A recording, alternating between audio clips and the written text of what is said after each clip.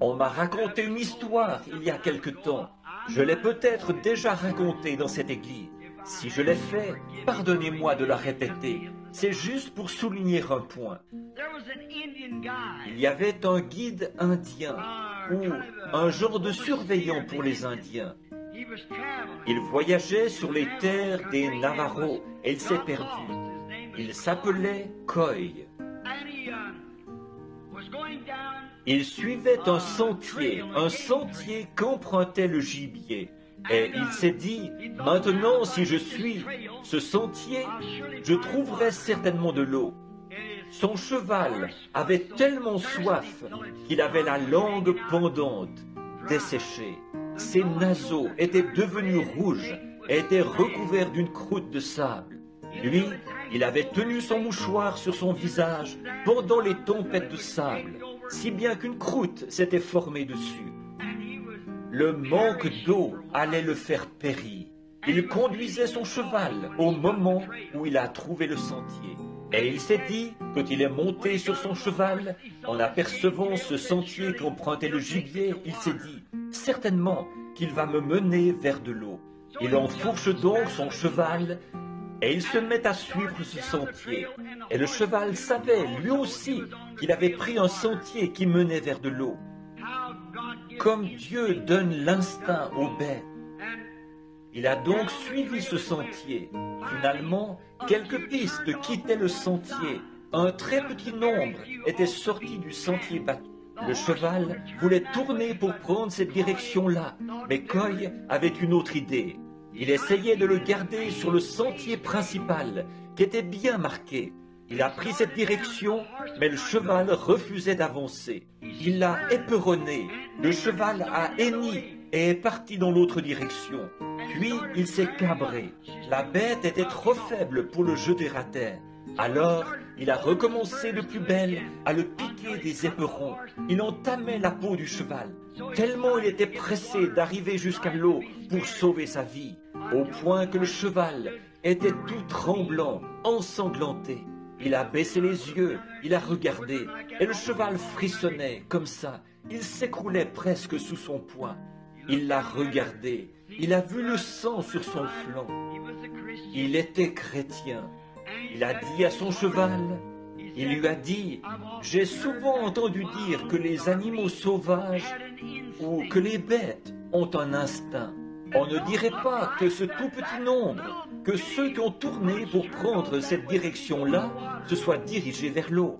On dirait plutôt que ce sentier plus large, ici, est celui qu'on emprunte constamment pour aller vers l'eau. Mais il a dit, si tu m'as transporté fidèlement jusqu'ici, je vais me fier à ton instinct. Oh, c'est bien ce que je pense de Christ. Le chemin qui mène à la destruction est jalonné, bien indiqué tout le long. Mais il y a un chemin étroit qui mène à la vie. Il y en a peu qui la trouvent. Seulement, ce n'est pas l'instinct, mais c'est le Saint-Esprit qui vous amènera à vous tourner vers cette eau de la vie.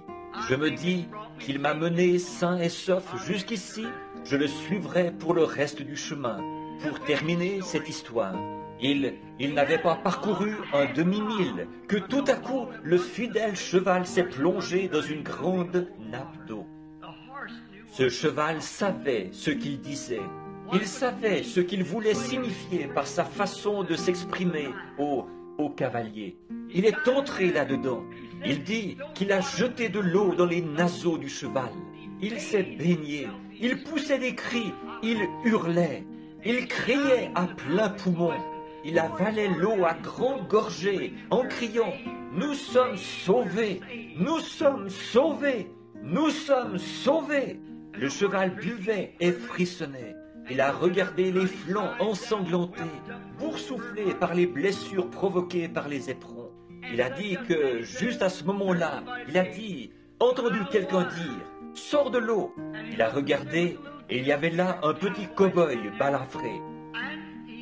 Il est sorti de l'eau. Il a dit qu'il a senti l'odeur du feu. Il a promené le regard et il y avait un groupe d'hommes qui campaient là. Ils avaient fait de la prospection. Ils avaient trouvé de l'or. et ils étaient sur le chemin du retour avec leurs chevaux et leurs chevaux de bas. Ils étaient arrivés à ce point d'eau et ils se reposaient. Et ils s'étaient tous enivrés. Il a dit qu'ils étaient en train de cuire de leur gibier, et il a mangé avec eux. Et il a dit que l'un d'entre eux a dit, « Bois un coup ». Il leur avait dit qu'il était Jack Coy, le guide indien. Alors il a dit, « Eh bien, maintenant, bois un coup ». Il a dit, « Non ». Il a dit, « Je ne bois pas ». Et ça, c'est comme une insulte pour ces gens-là. Alors il a dit, « Tu vas boire un coup avec nous ». Il a dit, « Non, je ne bois pas ». Il lui a tendu brusquement le pichet et il a dit, « Bois un coup ». Ils étaient tous ivres, vous savez, ils étaient environ une demi-douzaine. Alors il a dit, « Merci les amis ». Ils ont dit, « Si notre gibier est assez bon pour que tu en manges, notre whisky est assez bon pour que tu en boives. Vous savez comment ils sont quand ils sont ivres. » Et il a dit, « Non ». Il a dit, « Ils ont mis une cartouche dans leur carabine. » Et ils ont dit, « Maintenant tu vas boire, sinon ?» Il a dit, « Non, non, je ne boirai pas. » Et il a pointé sa carabine sur lui. Il a dit, « Un instant. » Il a dit, « Je n'ai pas peur de mourir. » Il a dit, « Je n'ai pas peur de mourir. » Il a dit, « Mais avant, je voudrais vous raconter mon histoire. Pour quelle raison je ne bois pas. » Il a dit, « Je viens du Kentucky. » Il a dit, « Et dans une petite cabane en rondin, un matin, alors que ma mère était étendue là en train de mourir, elle m'a appelé à son chevet et elle m'a dit, « Jack, ton père est mort, ivre, affalé sur une table, un jeu de cartes à la main. » Et elle a dit, « Jack, quoi que tu fasses, surtout ne bois jamais. » Il a dit, « J'ai posé les mains sur le front de ma mère. Et moi, un petit garçon de 10 ans, j'ai promis à Dieu de ne jamais prendre un premier verre. » Il a dit, « Je ne l'ai jamais fait. » Et il a dit, « Maintenant, si tu veux tirer, vas-y, tire. » L'ivrogne a levé sa carabine et il lui a présenté de nouveau le pichet en disant, « Prends-le, sinon je tire. » Juste à ce moment-là, il y a eu un coup de feu et le pichet a éclaté en morceaux. Debout sur le flanc d'un canyon, il y avait une espèce de petit cow-boy balafré. Les larmes coulaient sur ses joues. Il a dit, « Jack, moi aussi, je viens du Kentucky. Un jour, j'ai fait une promesse à ma mère, mais je n'ai pas tenu ma promesse. » Il a dit, « J'attendais que ces gars-là soient complètement ivres. De toute façon, je me proposais de les tuer tous et de prendre leur or. » Il a dit, « Mais j'ai été un ivrogne et j'ai mal agi. » Mais il a dit, « Je suis sûr que lorsque mon coup de feu a résonné dans les canyons du ciel, maman m'a entendu faire vœu de ne plus jamais recommencer. » Et là, par la grâce de Dieu, il a conduit tous ces gens à Christ, tous ceux qui se trouvaient là. Voyez-vous, il y a quelque chose qui fait que l'eau, que de se rafraîchir, c'est spécial. Ce que je voulais souligner, c'est ceci, d'arriver jusqu'à l'eau quand on a soif. Ça fait quelque chose quand on a soif et qu'on arrive jusqu'à l'eau.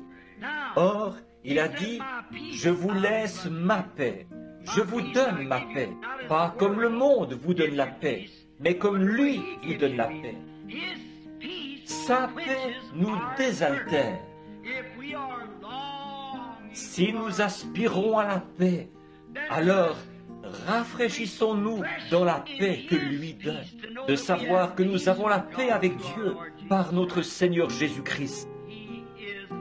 Il est celui qui nous donne la paix, qui nous désaltère.